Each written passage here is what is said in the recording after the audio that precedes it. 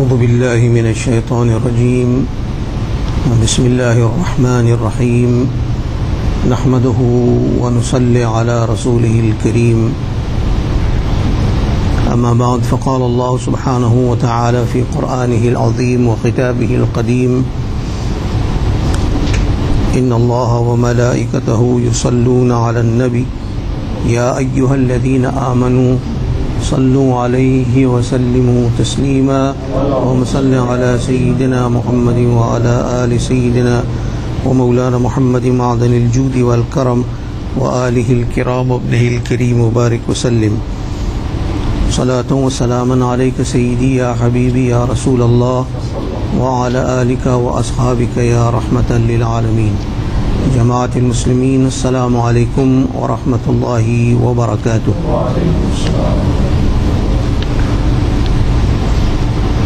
The second discourse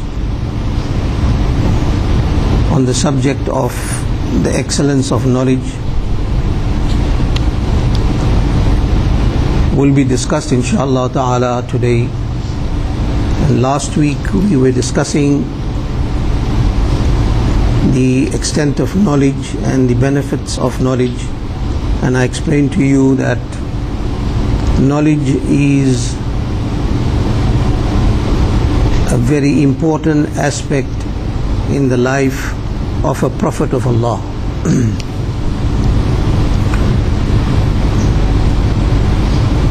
Please remember that the rule is all the qualities of, all the excellence and qualities of a prophet comes after, and before that comes the faculty of knowledge.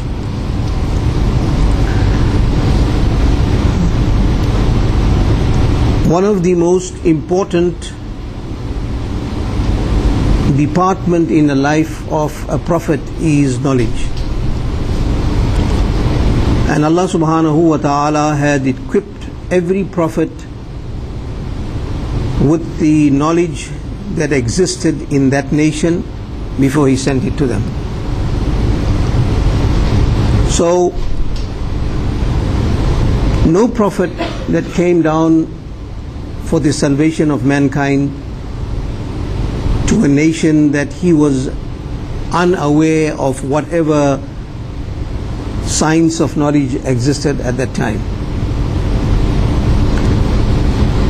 But then again, you must understand the fact that there are limits to the knowledge of general prophets in comparison to the extent of the knowledge that was given and bestowed by Allah subhanahu wa ta'ala on our beloved Nabi Sayyidina wa Moulana Rasulullah sallallahu alayhi wa sallam. Now, when Allah subhanahu wa ta'ala sent other prophets, the prophets were sent to a specified nation for a specified time. Like for example, Allah subhanahu wa ta'ala sent Sayyidina Nabi Musa. He said, وَرَسُولًا إِلَى بَنِي إِسْرَائِيل. Sayyidina Musa alayhi salam was sent to the Bani Israel. So the limitation there was to a nation known as the Bani Israel, the people of Israel, the children of Israel. Right.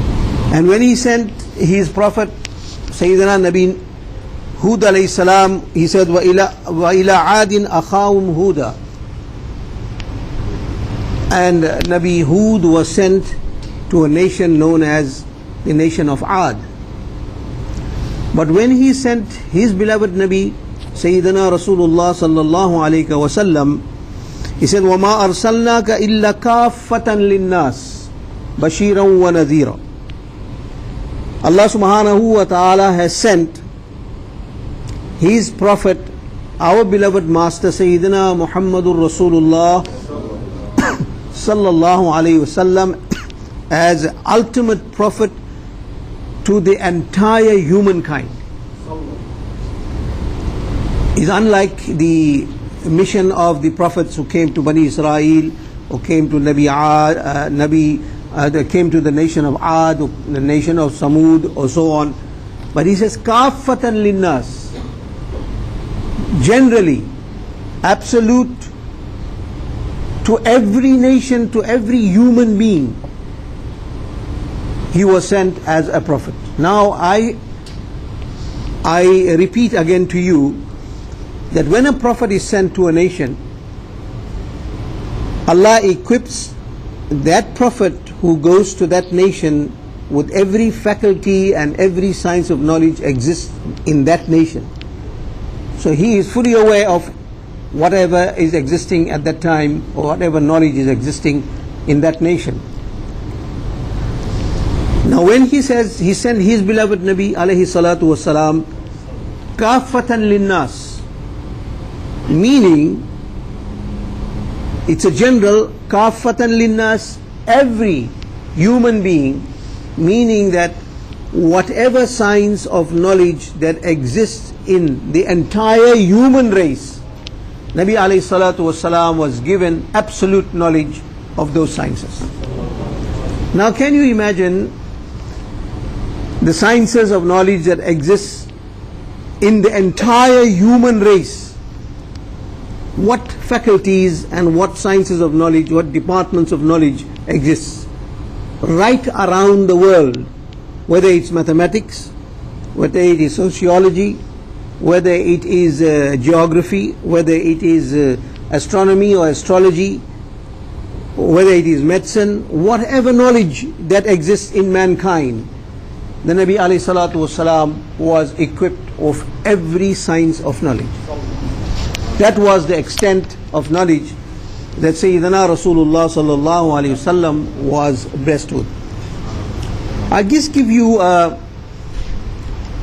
glimpse, just a small example of the extent of knowledge of the beloved Nabi alayhi salatu wasalam. It took modern science something like 1400 years.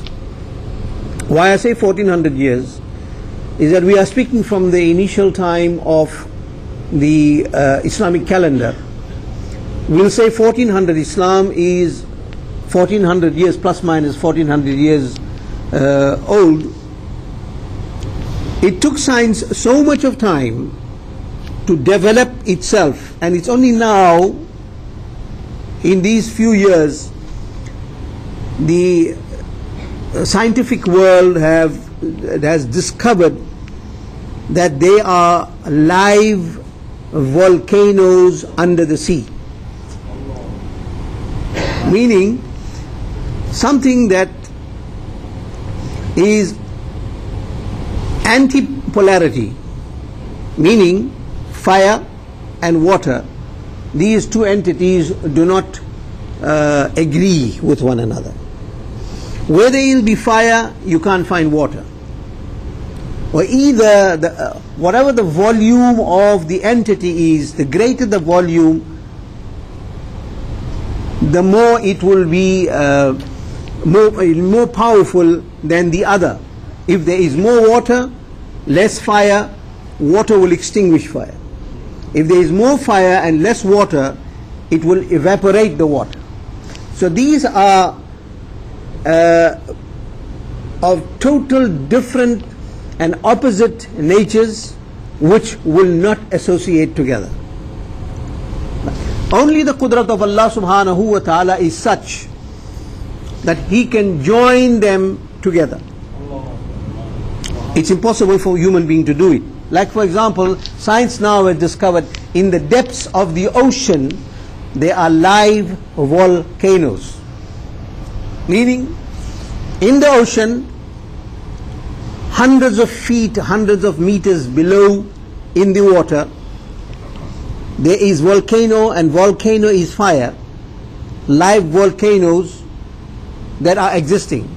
Now, it took science many hundreds of years to discover this, for them to make apparatus where they can go down and physically see, and then they report to you. But our beloved Nabi alayhi salatu wasalam, 1400 years ago, there were no unmanned vehicles or no unmanned equipment that could go down to the seabed And also this volcano does not exist under any seabed. There are only specific seabeds around in the world where there is live volcanoes. Wherever there is a volcanic belt, under that, where the ocean is, you will find that there is a live volcano underneath that. Now first you got to find out where is the volcanic belt. You have to now know exactly which parts of the world you find volcanic belts. Now this requires a lot of research. Now not necessarily that there is something that is visible on top of the earth that can give you a sign or that can give you a lead to say, okay, this is a volcanic belt. And furthermore, a volcanic belt is not straight in line. There are different routes that the volcanic belt takes underneath the earth. And now to see underneath the earth, you have to go down and see and detect which side is the volcanic belt. But Sayyidina Rasulullah sallallahu alaihi wasallam did not use any scientific discoveries or apparatus that has been discovered by man. Yet he says in a very clear-cut hadith that is narrated by a very great botanist, the first botanist and the first great Muslim scientist that has written a masterpiece on zoology and botany, something like in the 7th century, many years ago. Where we could give you an example, around 600 or 700 Hijri, this book was written, and the name of the book is Hayatul Haywan. This great scientist who discusses in detail about numerous animal life and numerous plant life that exists on the earth, and he gives you an example and he gives you the benefits and dangers of every species that he discusses. Imam Kamaluddin Damiri, in his kitab Hayatul Haywan, he quotes this hadith in which the Nabi alayhi salatu wasalam states ke inna tahtal bahar narun, verily under the ocean there is fire. Rasulullah sallallahu alayhi wasallam says that verily under the ocean, inna tahtal bahar, under the ocean, narun, there is nar, there is fire. Now that is what do you think the Nabi sallallahu alaihi wasallam is speaking about? He's speaking about a volcano that is found inside the ocean. When he said this 1400 years ago. Now, where did he get the knowledge? Now, when you say verily, undoubtedly, there is a snake in the room, meaning you can only say that when you see it. Therefore you use inna, verily, undoubtedly, certainly there is a snake in that room. Who can say that? One who has seen it. And he saw it in such a way that there is no doubt about it. Right? So there is no avenue of doubt that there is a snake in that room because I saw it. Now when the Nabi says inna, verily, undoubtedly, taht al-bahar, under the ocean, narun, there is fire, meaning Nabi sallallahu alaihi wasallam saw it. Now this is Ainul Yaqeen. He saw it. Now did the Nabi sallallahu alaihi wasallam ever dive under the ocean, or did he ever dive in the Pacific Ocean for that matter? He never went to the Pacific Ocean personally. He never went to the Atlantic Ocean personally. He lived in you can speak about the Arabian Sea, because he made hijrah and he moved around those areas. And further than that, the Nabi sallallahu alaihi wasallam did not go outside the boundaries of, that is, we speaking about normal circumstances. He did not go outside that boundary. The furthest he went on this earth, from Makkah Mukarramah to Masjid al-Aqsa, that is on the night of Mi'raj. But now he's speaking about America, he's speaking about Mexico,